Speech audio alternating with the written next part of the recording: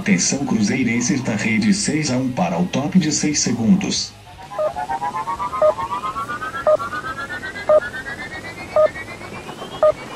E aí galera, tudo bem com vocês? Bom, acho que tá claro aí qual é o tema do vídeo pelo título, né? Realmente, será que Alexandre Matos e o seu período ali são os responsáveis por ter quebrado o Cruzeiro? Eu sei que é chato falar isso, né? Dizer, pô, o Cruzeiro tá quebrado, tá falido, não tem dinheiro. A gente não gosta de ouvir esse tipo de coisa, a gente fica puto, a gente briga na rua, qualquer coisa. Mas a vida real é essa, tá? O Cruzeiro realmente está falido, o clube tá mal das pernas, não tem dinheiro pra fazer porra nenhuma. E saiu uma matéria interessante na revista Época, cujo link está na descrição deste vídeo, para vocês darem uma olhada na folha do Cruzeiro, especialmente como o clube passou a gastar tanto dinheiro depois da era Matos, né? E como o sucesso do time na parte de campo mesmo, o sucesso do clube com títulos, fez com que financeiramente a gente tivesse degringolado a um ponto quase insustentável. Um ponto da matéria é dito que a folha salarial do Cruzeiro em 2012 era de 71 milhões de reais por ano.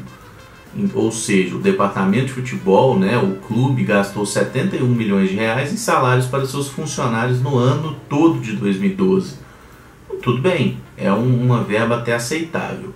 Se a gente compara com 2015, essa verba mais que dobrou. No ano de 2015, o Cruzeiro gastou 178 milhões de reais apenas em salários para seus funcionários. Se você divide esse valor por 13, né, porque são 12 meses e o 13º, que tem que ser pago também, o Cruzeiro gastou praticamente 13 milhões e 700 mil reais por mês durante o ano de 2015 com salários.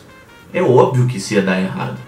Tem muita gente que fala que o sócio-torcedor paga a conta, que as contas são equilibradas se a torcida for no campo e tudo mais, mas a verdade é que isso não acontece de fato, tá?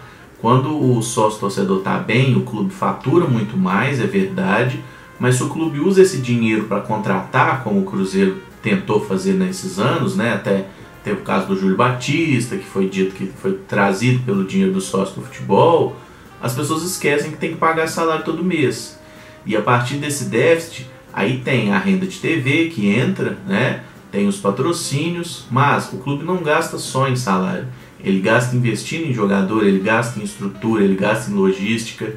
Acaba que o futebol é uma coisa muito cara, tá? Futebol profissional não é coisa para amador, é muito foda. Em 2016 o Cruzeiro reduziu aí basicamente 30 milhões de reais, né? Essa folha salarial, mas ainda assim fechou com déficit novamente.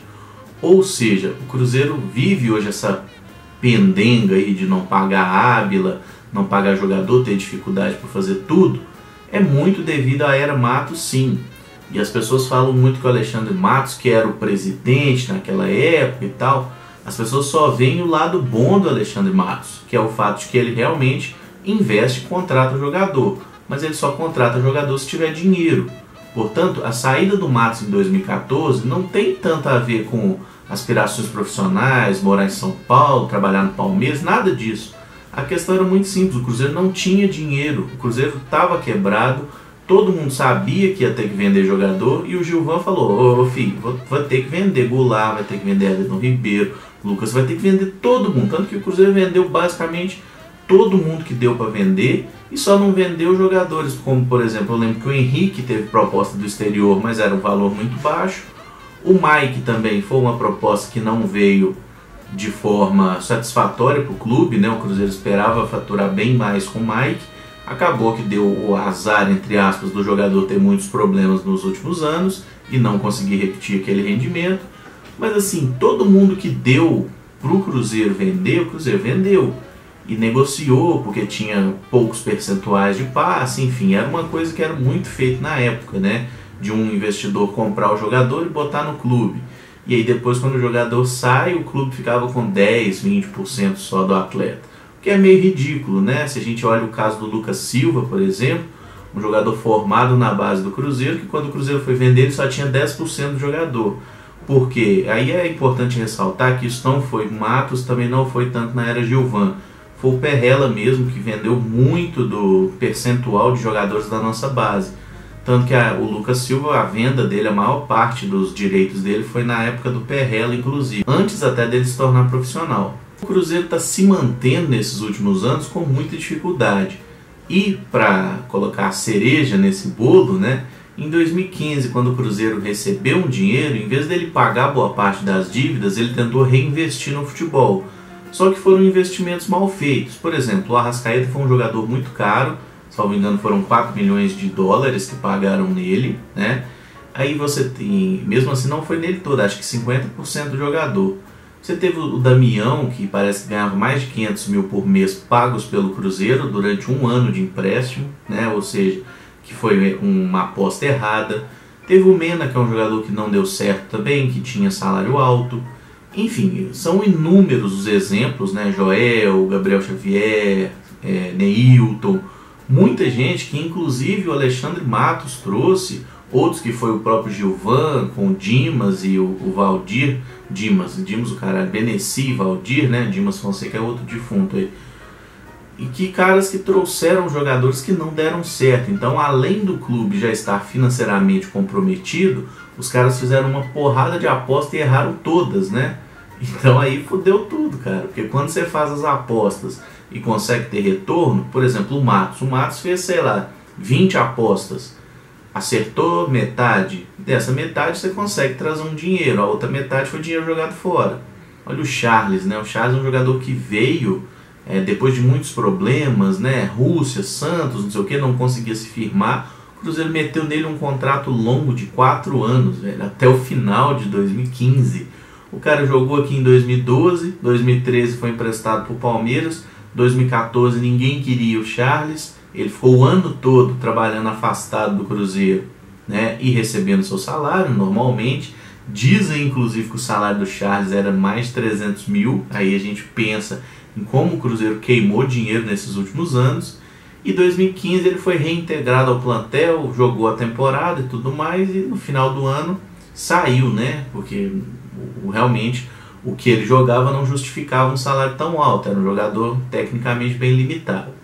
Enfim, não bastasse todos esses erros, ainda teve a questão de treinador, né? Porque a gente teve, por exemplo, o Marcelo Oliveira, que teve o seu trabalho encerrado antes da hora, e a verdade é que o seu Marcelo chegou com um salário baixo. Quando ele saiu, ele tinha um salário de treinador top do futebol brasileiro. Não sei exatamente como foi o acordo, mas eu acredito que o Cruzeiro deve ter pago, quando o demitiu, mais alguns salários ali, tá? Até não sei se até ele assumir outro clube, mas talvez com uma multa rescisória mesmo, porque quando você demite um cara que tem um contrato de 1 ano antes da hora, a menos que você faça um acordo, você tem que quitar com todo o valor que era comprometido até o fim do contrato, ou de acordo com o que existe de multa, você tem que pagar 2 salários, enfim, isso tudo é estabelecido em contrato. Aí me veio Vanderlei Luxemburgo, que foi outro treinador caro, que foi trazido inicialmente com um contrato longo, né? Ou seja, outra multa rescisória.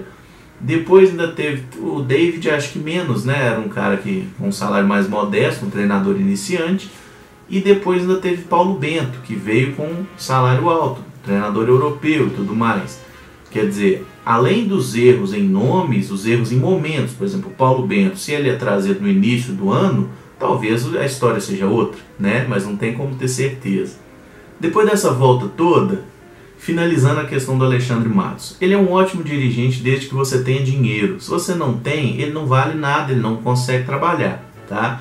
Portanto, o Matos está no lugar certo, está lá no Palmeiras, com a Crefisa cheia da grana e tudo mais. Foi ótima a passagem dele aqui, mas é bom a nossa torcida parar de ingenuidade também, de acreditar que Matos é cruzeirense, de acreditar que ele queria ficar no clube. Ele apenas é um profissional, tá? Ele é profissional e ele faz muito bem o seu trabalho dentro das suas características, que é gastar muito para montar grandes times. Se não tem como gastar, não tem como montar grande time, tá? A menos que você realmente consiga ganhar na loteria, né? De contratar jogadores baratos e esses caras se revelarem grandes jogadores, se valorizarem e tudo mais. Mas isso é uma coisa muito rara, a gente sabe disso. Matos tem seu lugar na história do Cruzeiro, ganhou títulos, foi importante, mas no resumo da ópera o que me parece é que ele fez muito mais mal do que bem para o nosso clube. Argumentos postos, gostaria da opinião de vocês e, se possível, dá uma lida nessa matéria, tá? O link está aí na descrição, como eu disse. E usa os comentários para falar o que você acha. Se gostou, deixa o like no vídeo, se inscreve no canal e vamos falar mais de Cruzeiro. Demorou? Então é isso, gente. Obrigado, um abraço e até o próximo vídeo. Valeu!